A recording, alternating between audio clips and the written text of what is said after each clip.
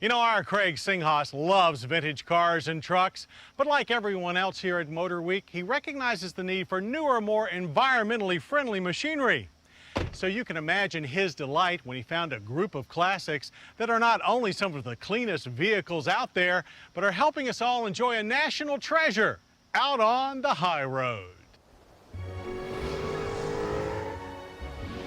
One of North America's most scenic wonders is Glacier Waterton International Peace Park, the only national park in two countries, the United States and Canada.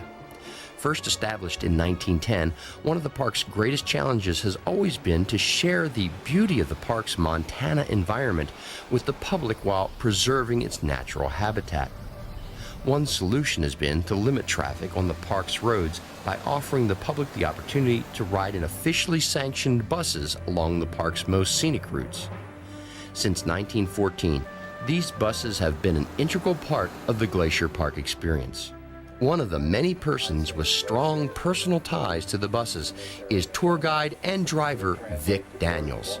Vic started driving the Red Tour buses as a college student in 1967. Now a college professor, he still spends his summers driving visitors through the park. Originally, we had really a couple of generations even prior to these coming in 1936, as early as about 1914 or 15 here in the park. Now, they look very antique-looking buses. These started coming in 1936. The White Motor Company built these for touring in national parks. They built some for this park, and they have been here in the park ever since 1936. Which means generation after generation has marveled at nature's beauty from the relative comfort of the red buses.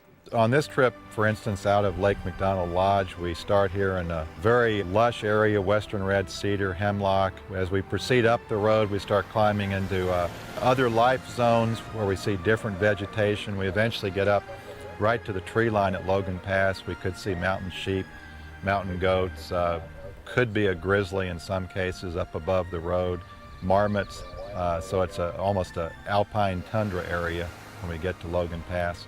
Waterfalls, just a lot of geological features. Everything was carved by Ice Age glaciers. Which also means a very tricky road to traverse. Going to the Sun Road was completed in 1932. Took 10 or 12 years to complete. Very difficult, especially on this higher part of the western side, the Alpine section. Used a lot of dynamite. They did use Swiss engineers for consultation in some of the difficult parts. So now it is still a challenging road to drive. These buses are 25 feet long, fairly wide. It's a very narrow road, generally 16 feet. Some places rocks stick out on the inside into the road a little bit. Certain sections you do have to slow down or maybe stop almost to let vehicles through just to play it safe. Now for me personally, this is a real kick. You see, my grandfather was a mechanic for the White Motor Bus Company back in the 1930s. He worked on buses just like this. Well, at least they looked like this. Actually, these vehicles were completely refurbished in 2000-2001 by Ford Motor Company. The bodies were disassembled and restored by Ford craftsmen, and then reassembled on a modified Ford E350 van chassis. The powertrain includes a 5.4-liter flex-fuel V8 set to run on gasoline or propane and a modern automatic transmission. The result is sort of the ultimate resto rod. Looks like an oldie, but runs like new. And because it runs on propane, there is minimal environmental impact.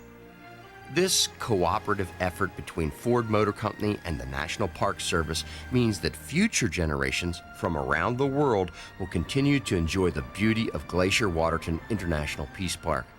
And an important piece of environmentally compatible automotive history is preserved as well.